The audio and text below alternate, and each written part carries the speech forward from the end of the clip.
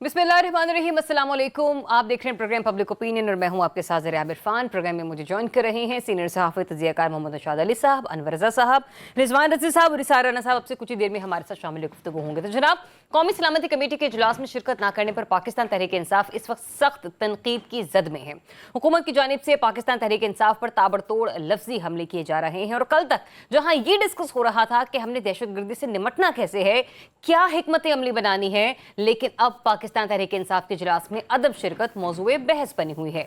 आज भी पंजाब की सीनियर वजीर मरियम औरंगजेब साहिबा ने तहरीक इंसाफ पर तनकीद करते हुए कहा कि पीटीआई कौमी सलामती पर नहीं, फौज की वर्दियां उछालने के लिए इकट्ठी हो जाती है। उधर नवाज शरीफ और वजीर दाखिला मोहसिन नकवी के भी इजलास में शामिल न होने पर कई सवालात जन्म ले रहे हैं। इजलास में शिरकत न करना पाकिस्तान तहरीक इंसाफ की कितनी बड़ी सियासी गलती है और आइंदा आने वाले दिनों में इसके फैसले के पीटीआई पर असरात क्या होंगे, इस पर तो हम गुफ्तगू करेंगे ही। लेकिन इसके अलावा आज इस्लामाबाद हाई कोर्ट में जस्टिस एजाज इसहाक ने बड़े ही सख्त रिमार्क्स दिए हैं। तौहीन अदालत कॉज लिस्ट मनसूखी केस में जस्टिस एजाज इसहाक ने रिमार्क्स दिए कि कॉज लिस्ट मनसूख करने के बजाय मेरी अदालत की बुनियाद में जो है वो बारूद रखकर उड़ा दे, ये उन्होंने कहा है। एनीवेज, अदलिया में किस चीज़ की अक्कासी करता है उनका ये जुमला, इस पर भी हमने गुफ्तगू करनी है। जबकि दूसरी जानिब बैनुल-अक़वामी इशूज़ को देखा जाए तो अमरीकी सदर डोनाल्ड ट्रंप ने सदर बनते ही गजा में इसराइल और हमास के दरमियान जंगबंदी करवा दी थी, आपको याद होगा, जिसे वो अपनी बड़ी कामयाबी के तौर पर दुनिया के सामने पेश करते रहे। मगर अब इसराइल ने अमरीका को एतमाद में लेकर जंगबंदी माहदे की खिलाफ वर्जी करते हुए गजा पर वहशियाना बमबारी की है, जिसके नतीजे में 413 फ़लस्तीनियों के साथ साथ हमास के वज़ीर आज़म, नायब वज़ीर इंसाफ और नायब वज़ीर दाखिला शहीद हो चुके हैं। और इसराइल के वज़ीर आज़म ने हमास को धमकी देते हुए कहा है कि ये अभी इब्तिदा है, आने वाले दिनों में गजा का क्या होने जा रहा है इस पर भी गुफ्तगू होगी। जबकि इसके अलावा पाक अफगान तुर्खम बॉर्डर आज 25 रोज़ बाद तिजारत के लिए खुल चुका है, ये भी टॉपिक हमारे प्रोग्राम का हिस्सा होगा।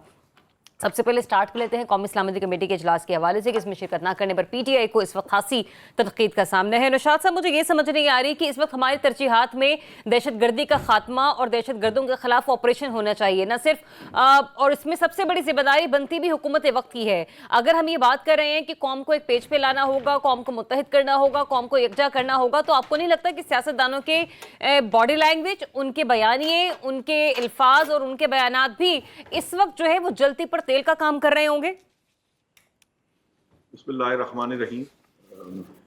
आपकी दोनों बातें यहाँ तक तो दुरुस्त हैं कि जो बयानिया है वो एक बनाना चाहिए, सबको इकट्ठे होना चाहिए, और ये भी दुरुस्त है कि जो हुकूमत की तरजीहात हैं वो दहशतगर्दी की जंग के खिलाफ जो है ना वो इस वक्त मुज्तमे होनी चाहिए, इंस्टेड के वो इधर उधर के मामलात में हो। लेकिन देखिए, मसला ये है कि जो हुकूमत को ये जो इस वक्त गोला बारूद आप जिसको कह रही हैं कि जी ये जो लफ्जी गोलाबारी है, ये इसलिए हो रही है कि अपोजिशन ने ये मौका हुकूमत को फराहम कर दिया है। सही। असूली तौर पर कल भी मैंने ये कहा था, मैं दोबारा दोहरा देता हूं कि मेरी नजर में सियासतदान जो होता है ना वो तनकीद से कभी भी जो है भागता नहीं है, या वो कभी भी जो उसके सामने मौके होते हैं उनसे पीछे नहीं हटता। बेहतर यही था, हाँ वो शिरकत कर लेते, उसके बाद जो भी उनका मौकफ था वो बयान करते, तो हो सकता है कि हमारे पास ये गुंजाइश ना होती कि हम उनको तनकीद का निशाना बना सकते हैं।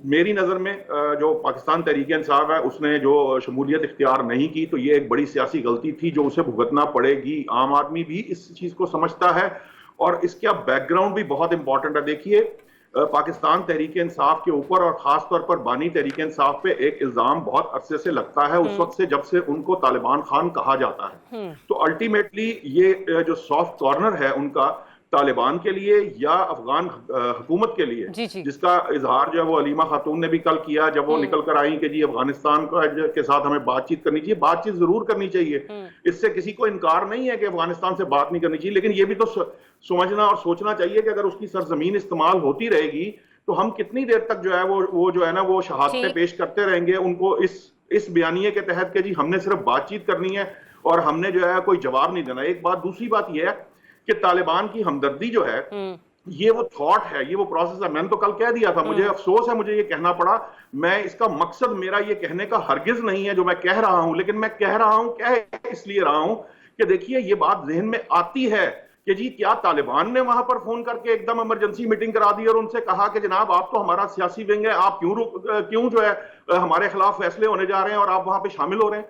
तो इस तरह की बात सामने उसी वक्त आती है जब आप इस तरह की गलतियां करते हैं। जैसे सूबाई अच्छा, हुकूमत हम जो है पाकिस्तान वो तहरीक विफाक से इंसाफ भी की दो तो हाथ आगे सियासी निकलकर गलती को निशाना बना रहे हैं नौशाद साहब, लेकिन मुझे ये बताएगा इस मुल्क के जो वजीर दाखिला हैं वो भी इस अहम इजलास का, इस अहम मीटिंग का हिस्सा नहीं थे। क्या वजह है कि तोपों का रुख उस तरफ नहीं है, बात उस तरफ क्यों नहीं हो रही? क्या उनकी जिम्मेदारी नहीं थी कि वो खुद भी इस इजलास का हिस्सा बनते?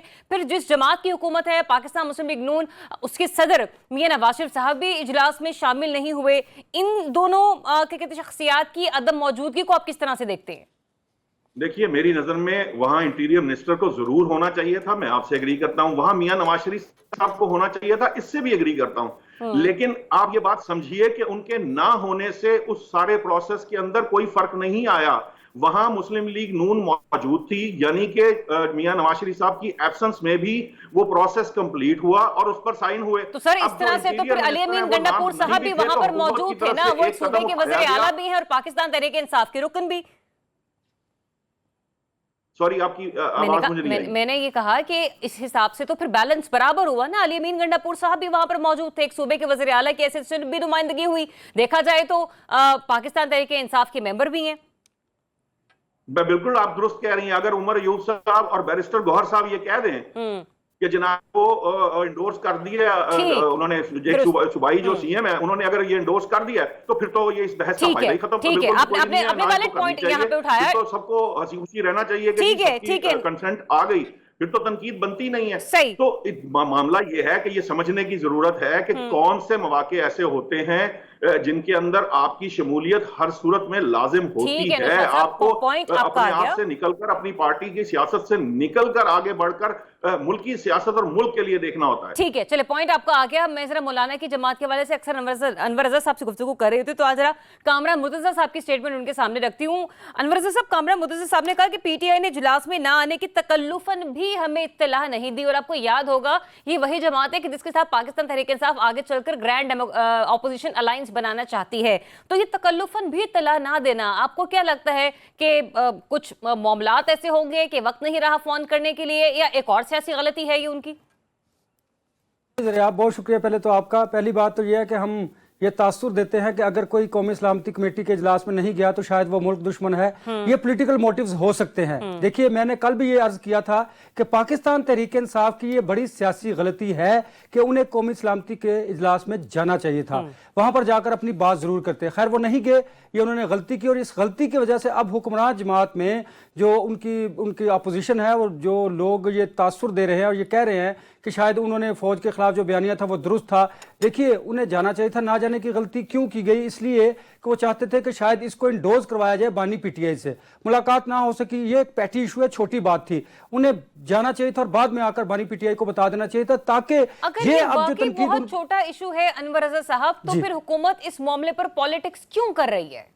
भाई जरिया वो क्यों नहीं करेंगे? उन्हें तो मौका चाहिए था। वो ये चाहते हैं कि बानी पीटीआई पाकिस्तान तहरीक इंसाफ और एस्टेब्लिशमेंट के दरमियान जो खलीज है वो बढ़ती चली जाए। वो क्यों कर ऐसा करेंगे कि वो एस्टेब्लिशमेंट के करीब पाकिस्तान तहरीक इंसाफ को आने देंगे? चलिए, कौमी सलामती कमेटी के इजलास में अगर आप दहशतगर्दी के खिलाफ जंग की बात कर रहे हैं, कोई इशूज की बात कर रहे हैं, तो आपके राब्ते तो बहाल हुए। आप बाद में भी बात कर सकते हैं पॉलिटिक्स पर। तो पाकिस्तान तहरीक इंसाफ को यकीनन जाना चाहिए था, ना जाकर गलती यह की कि अब देखे तोपों का रुख उनकी तरफ है। एक बात, अब उनके जो अपोजिशन ग्रैंड अलायंस की आपने जो बात की, मैंने आपसे अर्ज किया था कि जमीयत उलमा इस्लाम ईद के बाद खुद अकेली जमात जो है वो इंतखाबी धांधलियों से मुतालिक एक तहरीक चलाएगी। देखिए, पाकिस्तान तहरीक इंसाफ को उनके साथ जाना चाहिए था। उन्होंने जब गवर्नमेंट को आगाह कर दिया, अगर उन्हें अपोजिशन को आगे लेकर चलना था तहरीक के हवाले से, तो फिर उन्हें मौलाना फजल रहमान साहब को एतमाद में लेना चाहिए था। मौलाना फजल रहमान साहब तो गए और वहां पर लास्ट में जो हमारे आर्मी चीफ है उन्होंने दुआ भी करवाई, और उन्होंने स्पेशली मौलाना फजल रहमान साहब को भी कहा कि दहशतगर्दी के खिलाफ जंग में मौलाना साहब आपको किरदार अदा करना चाहिए, सबको किरदार अदा करना चाहिए। देखिए,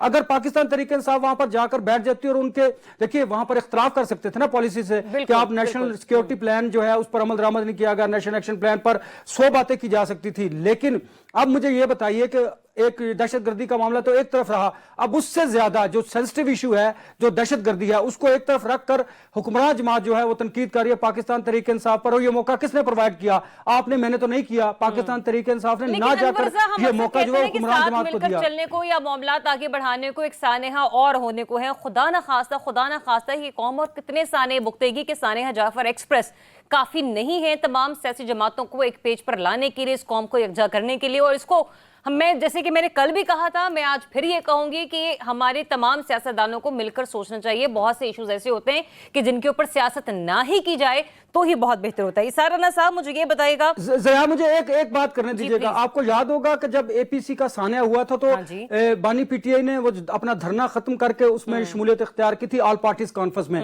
तो अब भी उनके लिए एक अच्छा सुनहरी मौका था कि वो इस कौमी सलामती के इजलास में जाते और वहां पर अपनी जमात का मौक़िफ़ पेश करते। ठीक है। अच्छा, इसारा राना साहब, मैं अनवर साहब के गुफ्तगू से ही बात को आगे बढ़ा के लेके चलना चाहूंगी। मुझे ये बताइएगा, जो मैंने कामरान मुर्तज़ा साहब की स्टेटमेंट अभी आप लोगों के सामने रखी ना, उसके बाद आपको क्या लगता है कि JUI फेक को भी एक तरीके से पीटीआई ने कहीं ना कहीं मायूस किया और वो जो ग्रैंड ऑपोजिशन अलायंस है वो कहीं ना कहीं इससे थोड़ा सा डैमेज हो सकता है, सबोताश हो सकता है। दूसरा ये भी कि दहशतगर्दी के खिलाफ जो मुमकिन ऑपरेशन के हवाले से मजीद हो सकता है आइंदा चलकर इजलास भी हो या फिर मीटिंग्स भी हो, अब आपको लगता है कि हुकूमत पीटीआई को दोबारा ऑन बोर्ड लेने की कोशिश करेगी इस क्या कहते हैं रवैये के बाद? एक तो आपका आज का जो पैनल है उसमें नौशाद साहब, रजी भाई और ये दो थे, तो मैंने कहा यार ये दो तगड़े लोग हैं, अनवर थोड़ी सी कोई रल्दी मिलदी बात करेगा। तो वो कहते हैं ना, मैंने सोचा था कि मुनसिफ से करूंगा शिकवा, वो भी कमबख्त तेरा चाहने वाला निकला। तो उन्होंने भी आज जो है वो पलड़ा अपना वजन जो है वो दोनों की तरफ डाल दिया। मेरा तो सिंपल सवाल है कि पीटीआई ने तो शिरकत नहीं करनी थी, तो हुकूमत ने क्यों नहीं करवाई? एक छोटी सी बात थी ना, मुलाकात ही करवानी थी ना।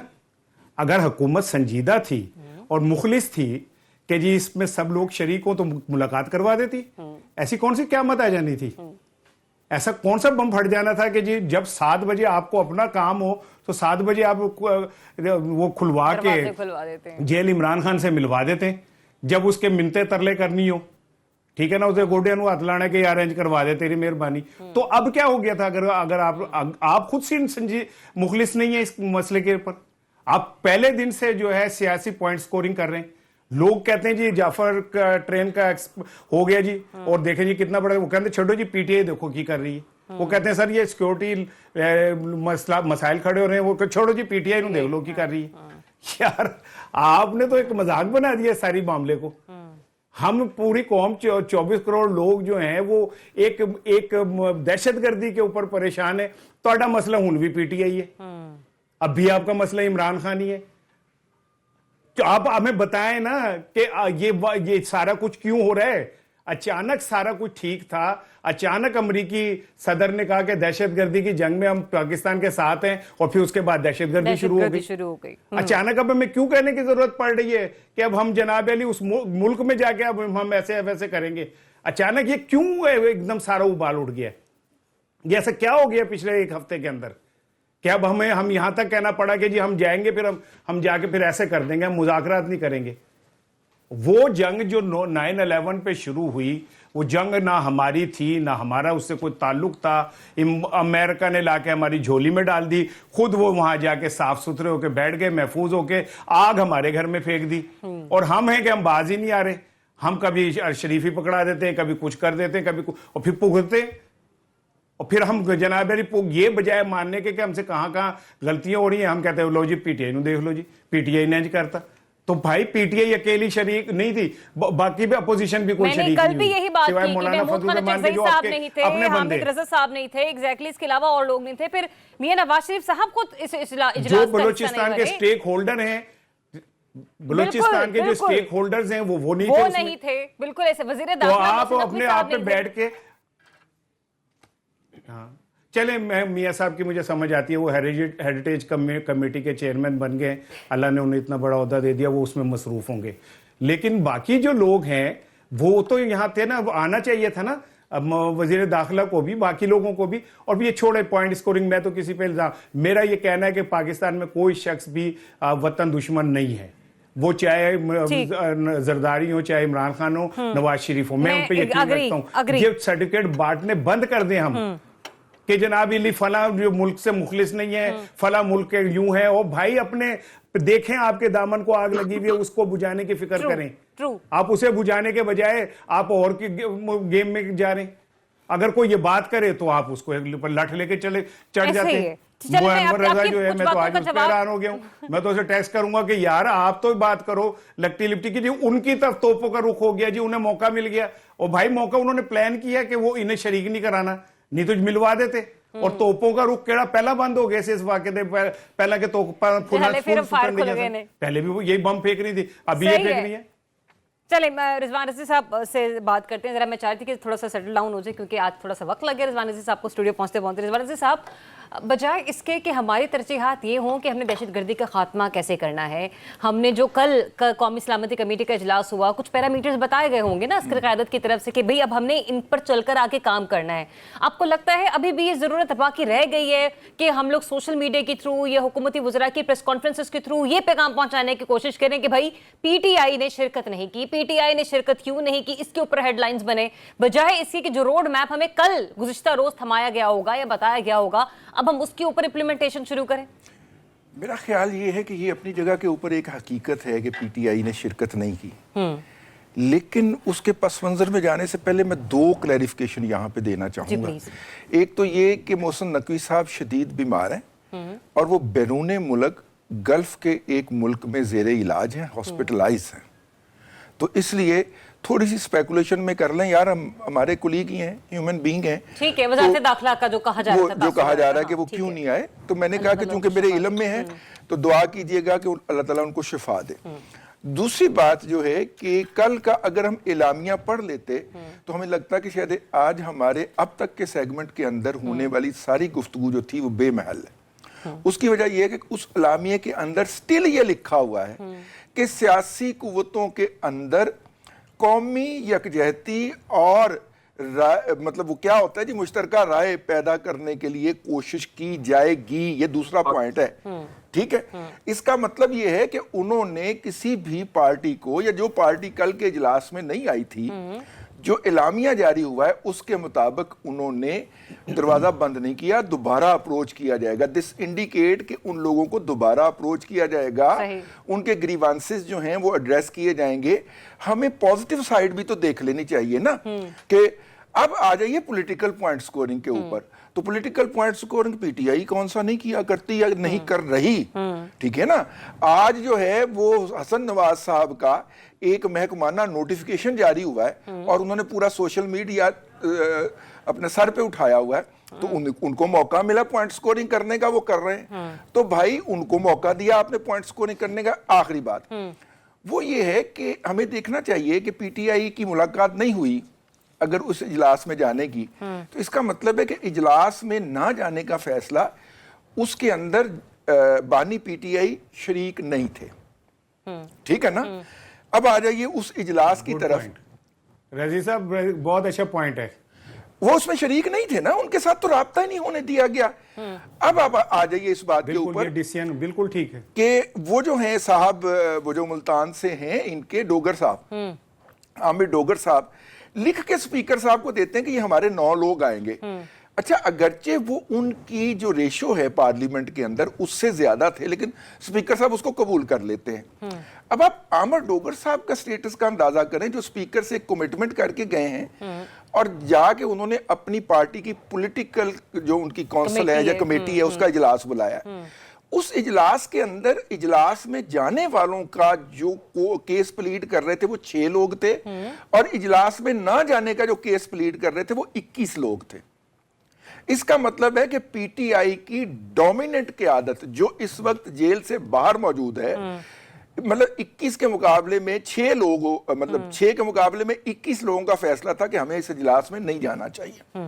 तो मेरा मतलब है कि अब इसको जरा इस सिनेरियो में देखा जाए, ठीक है। एक चले, मिनट आपने से कुछ पॉइंट डिस्कनेक्ट कर दिया जाए, वो बानी PTI से इसको डिस्कनेक्ट करके बाहर जो PTI बैठी है उसको कायल करना हुकूमत के लिए भी आसान हो सकता है, उसको अपीज करना और उसका नेगोशिएट करना सवाल भी यहाँ आसान पर हो ये सकता है। जनरेट हो जाते हैं डिबेट के, फिर PTI के अंदर फैसला साजी का जो फुकदान है उसकी रीजनिंग्स क्या है? जो दूसरा भी आप हसन नवाज साहब के हवाले से बात कर रहे थे ना, बरतानिया में जो टैक्स डिफॉल्टर करार दिया गया, ये मामला इतना सादा भी नहीं है रजाने से, तो एजेंडा करके निकल जाओ। एक ब्रेक लेते हैं, ब्रेक के बाद वापस आते हैं, इसको मजीद जरा कंटिन्यू करते हैं। Stay tuned.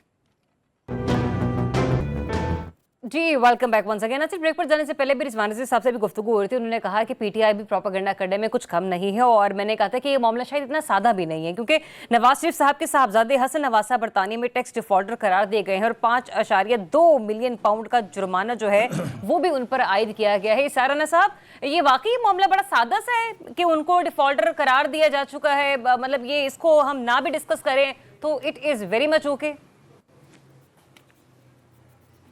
एक्चुअली ना ये भी वाकई प्रोपेगेंडा है। वो उन डिफॉल्ट इसलिए हुए कि उन्होंने अपने बिजनेस के पैसे निकाल के ना, रमज़ान थे तो गरीबों के लिए खजूरें और तस्बीहें खरीद ली थी, तो उसकी वजह से वो थोड़ा सा मसला हो गया, वो पैसे आगे पीछे हो गए, तो वो डिफ़ॉल्ट हो गए। देखें प्रोपेगेंडे में क्या फ़र्क है। पीटीआई पे प्रोपेगेंडा ये होता है कि जी उन्होंने इजलास में शिरकत नहीं की, अमूमन यही होता है, या वो जी अशोर करते हैं, वो यूं करते हैं, ये उनका प्रोपेगेंडा है। जब इन पे प्रोपेगेंडा होता है जो सबूत के साथ होता है, वो होता है कि यार इधर लुट के खा गए, उत्थे भी फ्रॉड कर रहे हैं, उत्थे भी फ्रॉड कर रहे हैं। तो कुछ चीज़ों में फ़र्क होता है, वो आगे जाके वजाहत हो जाए तो अच्छी बात है कि ये सब कुछ क्यों हुआ। जैसे मलक रियाज की दफ़ा वो पैसे जो थे वो बाद में पता चला कि जी वो तो इस तरह के पैसे आए थे। सो मैं तो ये समझता हूँ कि अल्लाह पाकिस्तान पे रहम करे और अल्लाह पाकिस्तान के हाल पे रहम करे। ठीक है भाई, क्या किया जा सकता है। अब यहाँ पे तो अब आलम ये हो गया कि आपको 10 दफ़ा तो ये सोचना पड़ता है कि आपने क्या कहना और क्या नहीं कहना। तो जिनको ये सोचना नहीं पड़ता उनके मौजे वो जो मर्जी करें। हमें तो सम टाइम ऐसा लगता है हमारे हाथ बांध के रिंग में फेंक दिया कि जी तुम लड़ो इस तरह, तो लड़ लेते हैं। लेकिन ये कि मेरा ख्याल है कि वो मासूम है और उनके ऊपर ऐसे इल्जामात नहीं लगाने चाहिए, हमें जेब आयद नहीं करने चाहिए, नहीं लगाने चाहिए। ये ज्यादती है। अनवर रज़ा साहब, ये ज्यादती अवाम के साथ जो हर रोज होती है, जिसको आप और मैं अक्सर अपने प्रोग्राम में डिस्कस कर रहे होते हैं, जो हम पे direct taxes and direct taxes लगाए जाते हैं, फिर कुछ एफबीआई ऐसी स्कीम्स भी लेकर आती हैं कि जो लोग टैक्स नेट में शामिल नहीं होंगे उनके अकाउंट सीज कर दिए जाएंगे, मोबाइल सिम इशू की जाएंगी, ब्ला ब्ला ब्ला। लेकिन जब यही बात हुकूमत के अपने घर में होती है और फिर इसका ताल्लुक बैरून मुमालिक किसी और जगह से होता है, 5.2 मिलियन पाउंड का जुर्माना होता है, तो यहाँ तो हजारों लाखों वालों को नहीं बख्शा जाता, यहाँ पे मिलियन पाउंड्स को कह रहे हैं कि डिस्कस ना किया जाए। ज़रियाब, एक तो मुझे इजाज़त दीजिएगा, इसाराना साहब जो गुफ्तगू आप फरमा रहे थे, मेरा भी कहने का मकसद यही था, और शायद मैं वो उस तरह उसको नहीं कन्वे कर सका जिस तरह आपने कन्वे किया। मैं ये बात कर रहा था कि देखिए, पाकिस्तान तहरीक इंसाफ को इस तरह की सियासी गलती नहीं करनी चाहिए कि जिससे उनके जो सियासी मुखालफिन है कि वो जो एक इंतहाई इंपॉर्टेंट इशू को छोड़कर उनके पीछे पड़ जाए। मेरा कहने का मकसद ये था। खैर एनीवेज, और दूसरा देखिए ना, ये बात आपने बिल्कुल ज़रियाब दुरुस्त कही कि हमारे यहाँ जो अरबों रुपए खा जाते हैं, जो टैक्स चोरी करते हैं, उनको तो हुक्मरान और जो हमारे इदारे हैं हाथ तक नहीं डालते। शायद वो उनके साथ मिलकर ये सारा कुछ किया जाता है, लेकिन आम आदमी पर ये बोझ डाल दिया जाता है। फिर आप कहते हैं कि मैं एक बात करता हूँ अक्रॉस द बोर्ड तमाम पॉलिटिकल पार्टीज के हवाले से, अगर ये जो बैरून मुल्क में इनका पैसा पड़ा है अक्रॉस द बोर्ड तमाम पॉलिटिकल लीडरशिप का, अगर वो पाकिस्तान के अंदर ले आए तो मैं समझता हूं कि पाकिस्तान खुशहाल हो जाएगा। एक बात। दूसरी बात यह है कि अब भी जो फॉरेन इन्वेस्टमेंट की आप बात करते हैं, अपने मुल्क के अंदर से आपका सरमायाकार जो बाहर जा रहा है आप उसको रोक नहीं पा रहे हैं। देखिए, ये सियासी अदम इस्तेहकाम की वजह से हालात बिगड़ते चले जा रहे हैं। इसी वजह से आपको याद होगा ज़रिया, मैंने आपको कहा था कि जब इन्होंने एक हाई प्रोफाइल जो दहशतगर्द है उसको अमेरिका के हवाले किया, तो उसके बाद दहशतगर्दी की लहर में इजाफा होगा, और आपने देखा खुदा न खास्ता लहर बढ़ती चली जा रही है। इसको रोकना है। देखिए, ये दहशतगर्दी के मामले पर कम अज कम मिनिमम एजेंडे पर तो हमें एक होना चाहिए कि दहशतगर्दी के वाकयात को रोकने के लिए आप एक पॉइंट पर आ जाइए, एक एजेंडे पर आ जाइए, फिर सियासत होती रहेगी। फिर पीटीआई भी यहाँ पर है, पीपल्स पार्टी भी यहाँ पर है, नून लीग भी यहाँ पर है, आपकी हुकूमत भी यहाँ पर है। एक बात। और दूसरी बात देखिए, जो अवाम के साथ दहशतगर्दी की जा रही है उसका पुरसाने हाल कौन होगा?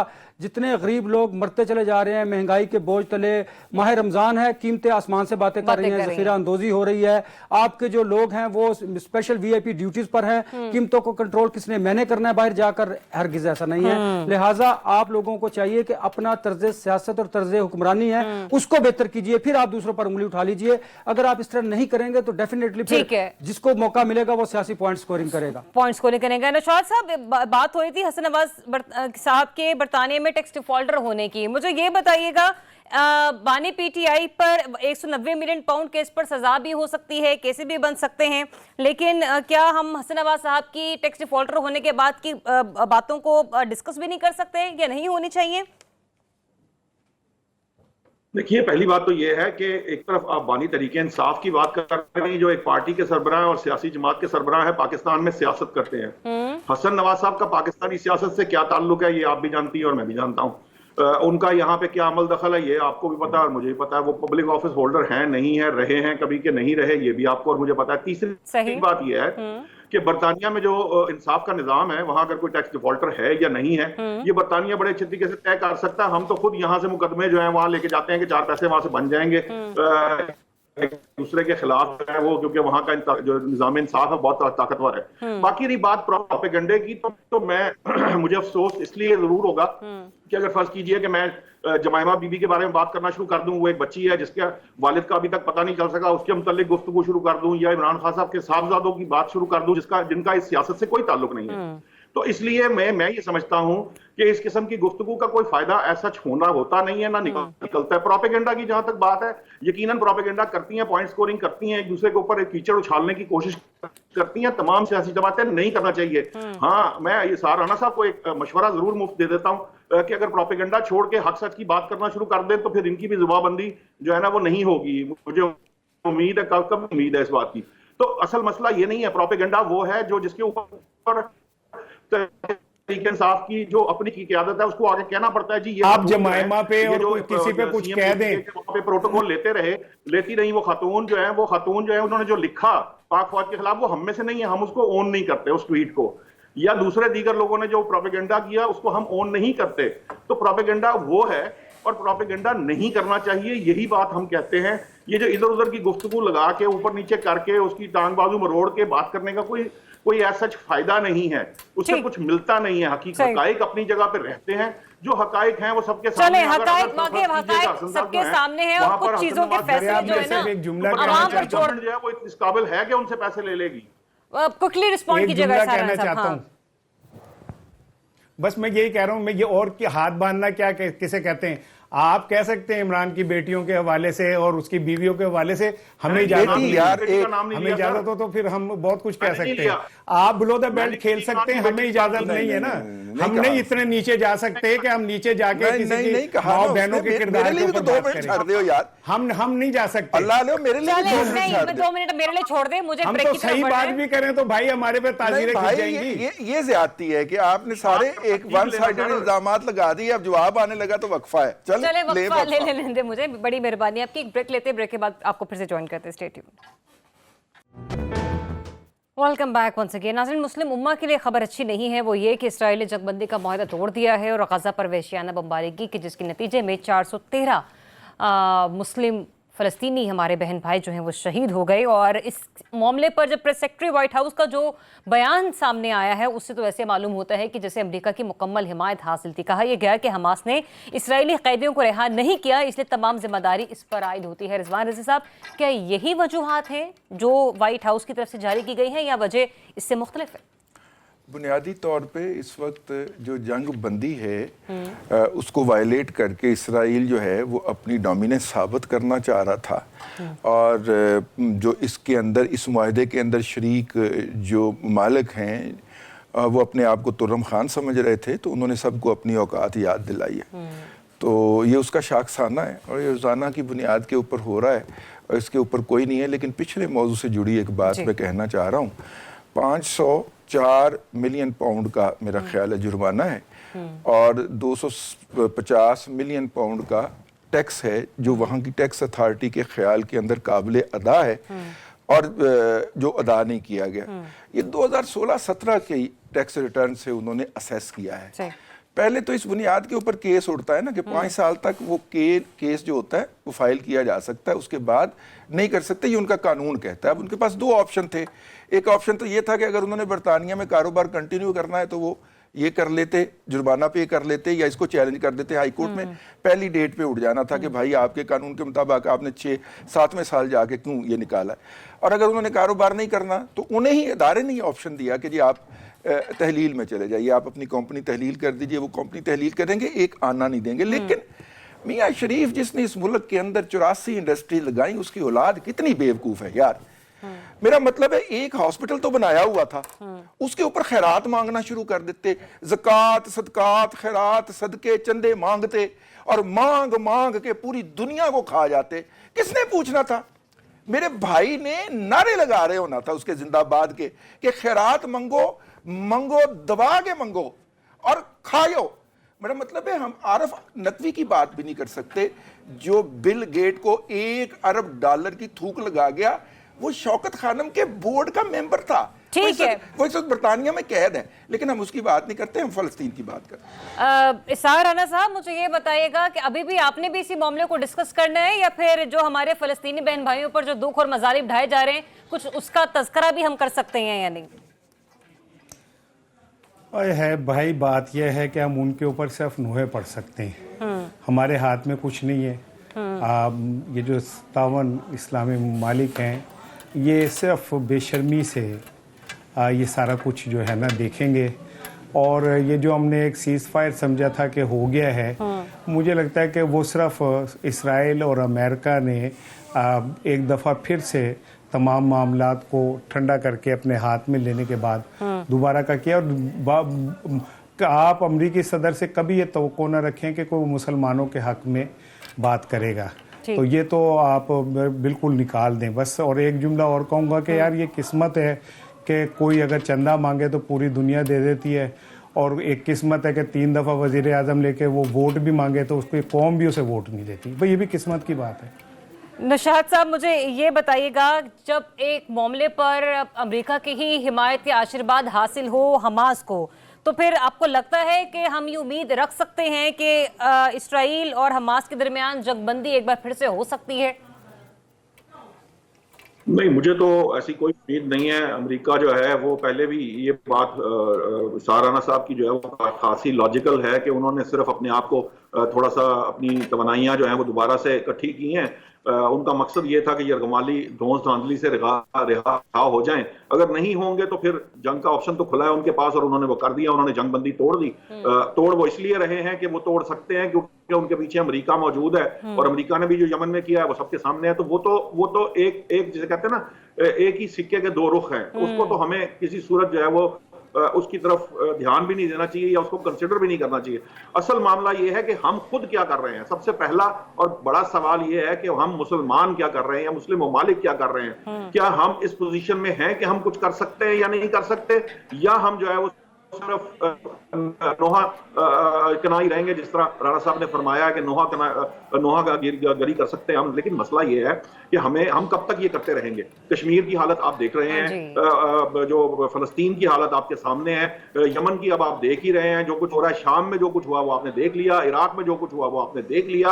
अब तो सिर्फ मामला ये है कि बारी का इंतजार करना चाहिए हर मुस्लिम मुल्क को कि जनाब अब उसकी बारी कब लगती है, और वो बहुत ज्यादा समझदार और अक्लमंद होगा तो ज्यादा से ज्यादा उसकी बारी आखिर में आ जाएगी। इससे ज्यादा और क्या होगा, होना वही है फिर जो उन्होंने करना है। क्योंकि हमने तो ये कसम खाई है कि हमने इसके जवाब में कुछ नहीं करना। ये भी नहीं करना कि हम उनकी प्रोडक्ट्स का बाइकआउट कर दें, या हम वो जो कर सकते हैं, जो ईमान की कम तरीन सतह, शायद हम उसके ऊपर भी जो है वो पूरा नहीं उतरते। वरना अगर वही मामला हो तो चलो सिफारतकारी खत्म कर दें, कोई उनकी प्रोडक्ट्स का बाइकआउट कर लें, कौन से रिश्ते नाते तोड़ने की बात कर लें। एक हद तक एक लेवल पर किया भी जाता रहा है। आई रियली डोंट नो कि इस वक्त जो है बहैसियत कौम हमारा जो एक्शन है प्रोडक्ट्स के बॉयकॉट करने का, वो किस हद तक संगीन है, ये किस हद तक डीपली हम लोग उसको फॉलो कर रहे हैं। अनवर रज़ा साहब, इस्राएली वज़ीर आज़म ने गज़ा पर वेश्याना हमलों को कहा है कि ये सिर्फ अभी इब्तिदा है। अगर तो अनवर रज़ा इब्तिदा में हमास के वज़ीर आज़म, नायब वज़ीर इंसाफ, नायब वज़ीर दाखिला, इन सब कुछ शहीद किया जा सकता है, तो इसके बाद का अमल क्या होगा?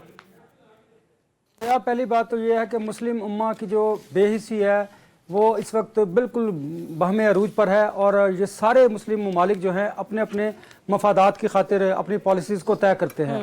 और फ़लस्तीन के हवाले से सिर्फ आप यहाँ पर बैठकर या उनके मुस्लिम उम्मा के स्टेटमेंट्स जो हैं वो सामने आ सकते हैं। मुझे एक वाक़या याद आ रहा था, जब मैं यूनाइटेड नेशन जनरल असेंबली के इजलास में था, तो जब हमारे प्राइम मिनिस्टर आए, हमने उठने की कोशिश की तो वहाँ पर सिक्योरिटी जो मौजूद थी उन्होंने हम सबको बिठा दिया कि आप सीट नशिस्तों पर तशरीफ रखिए।